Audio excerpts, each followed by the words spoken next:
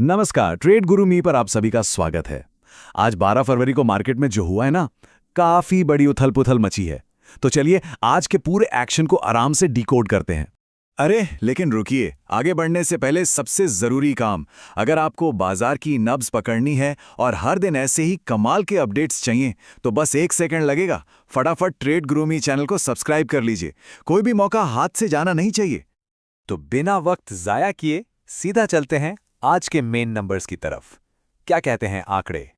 सबसे पहले सेंसेक्स पूरे 559 पॉइंट्स नीचे। जी हां, आज का दिन मार्केट के लिए बिल्कुल लाल रंग में रंगा हुआ था।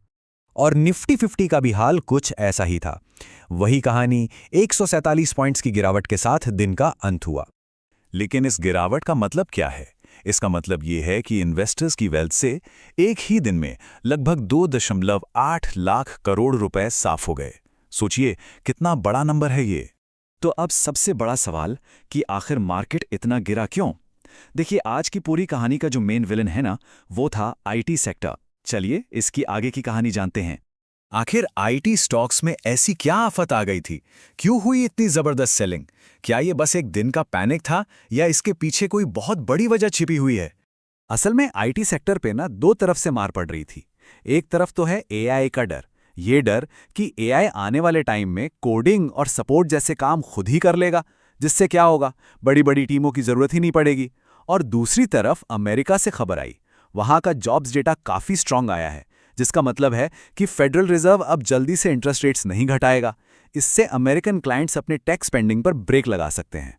और इस डबल प्रेशर का रिजल्ट वो सामने है। निफ्टी आईटी इंडेक्स ने सिर्फ एक दिन में 1.3 लाख करोड़ रुपए मार्केट कैप से गंवा दिए। ये एक ऐसी गिरावट है जिससे पूरा मार्केट हिल गया। अब जरा इस नुकसान के स्केल को देखिए। टेक महिंद्रा 6% से ज्यादा डाउन। इन्फोसिस और टीसीएस दोनों में 5 से 6% की भारी गिरावट।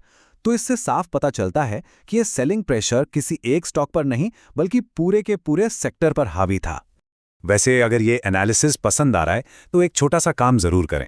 ट्रेड गुरु मी चैनल को सब्सक्राइब करें और इसे शेयर भी करें ताकि ये सही जानकारी और भी लोगों तक पहुंच सके। चलिए मार्केट की गिरावट से आगे बढ़ते हैं और फोकस करते हैं कॉर्पोरेट अर्निंग्स पर।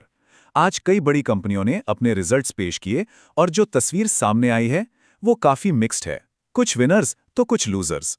और अर्निंग्स की शुरुआत करते हैं कंज्यूमर सेक्टर के किंग हिंदुस्तान यूनिलीवर यानी HUL से। इनके रिजल्ट्स ने मार्केट को थोड़ा सा कह सकते हैं सरप्राइज किया है। तो HUL के साथ हुआ ये कि इनके रिजल्ट्स एक मिक्स्ड बैग थे। नेट प्रॉफिट साल दर साल 30% नीचे चला गया, लेकिन एक पॉजिटिव चीज भी थी। कंपनी के मार्जिन्स अच्छे थे, उम्मीद से बेहतर। फिर भी इन सब के बावजूद स्टॉक 2.2% नीचे ही बंद हुआ। अब HUL से बिल्कुल उल्टी कहानी। एक ऐसी कंपनी जहां से खुशखबरी आई है। हम बात कर रहे हैं डिफेंस PSU हिंदुस्तान एरोनॉटिक्स यानी HAL की। हैल ने तो कमाल ही कर दिया। एकदम शानदार क्वार्टरली परफॉर्मेंस। कंपनी का नेट प्रॉफिट सीधा 30% बढ़कर 1,867 करोड़ रुपए हो गया। और इतना ही नहीं, शेयर होल्डर्स के लिए 35 रुपए पर शेयर का जबरदस्त डिविडेंड भी अनाउंस किया गया। ये दिखाता है कि उनकी ऑर्डर बुक कितनी स्ट्रांग है और एग्जीक्यूशन कितना सॉलिड है। और अब दिन की सबसे ड्रामेटिक रिजल्ट स्टोरी, और ये आई है लेंसकार्ट की तरफ से। जी हां, स्क्रीन पर जो नंबर दिख रहा है वो कोई टाइपिंग मिस्टेक नहीं है। लेंसकार्ट का कंसोलिडेटेड नेट प्रॉफिट साल दर साल 6,982% बढ़ा है। 6,982%।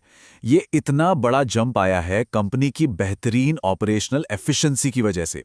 एक स्टार्टअप के लिए ये सच में एक बहुत बड़ा माइलस्टोन है। तो चलिए मार्केट की पूरी पिक्चर समझने के लिए कुछ और रिजल्ट्स पे भी एक क्विक नजर डालते हैं।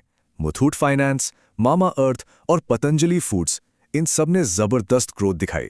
लेकिन दूसरी तरफ LG इलेक्ट्रॉनिक्स, हिंडाल्को और वेल्सपन लिविंग जैसे नाम हैं जिनको डिमांड की कमी से जूझना पड़ा और उनके प्रॉफिट्स में भारी गिरावट आई। ओके, तो अब इंडिविजुअल कंपनी से हटकर थोड़ा सा बिग पिक्चर देखते हैं। पैसा आ कहां से रहा है, जा कहां रहा है, और इकोनॉमी के बड़े इंडिकेटर्स क्या इशारा कर रहे हैं। ये चार्ट है कल का, यानी 11 फरवरी का, और यहां एक इंटरेस्टिंग चीज देखने को मिल रही है।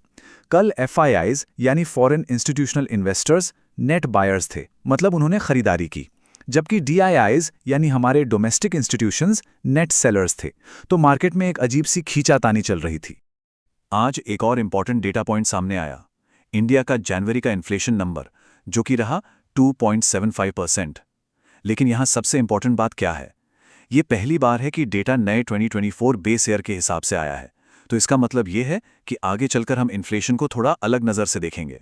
तो चलिए पूरे दिन के एक्शन को समेटते हैं। आज के मार्केट से हमें क्या सीखने को मिला, क्या है मेन टेकअवेज? पर आगे बढ़ने से पहले एक जरूरी डिस्क्लेमर, ये पूरा एनालिसिस सिर्फ इन्फॉर्मेशन और एजुकेशनल पर्पस के लिए है। इसे इन्वेस्टमेंट की सलाह ना समझा जाए। कोई भी डिसीजन लेने से पहले अपने फाइनेंशियल एडवाइजर से जरूर बात करें। तो अगर आज के दिन को समराइज करें तो बड़ी गिरावट के पीछे था आईटी सेक्टर का AI वाला डर और ग्लोबल क्यूज। लेकिन इसके बीच में भी HAL और लेंसकार्ट जैसे स्टॉक्स ने यह साबित कर दिया कि जिनकी बुनियाद मजबूत है वो कंपनियां मुश्किल वक्त में भी चमक सकती हैं। हम एक सवाल के साथ इस एनालिसिस को खत्म करते हैं। आईटी सेक्टर का AI को लेकर ये जो डर है, क्या ये बस थोड़े टाइम का पैनिक है या ये एक नई परमानेंट रियलिटी की शुरुआत है?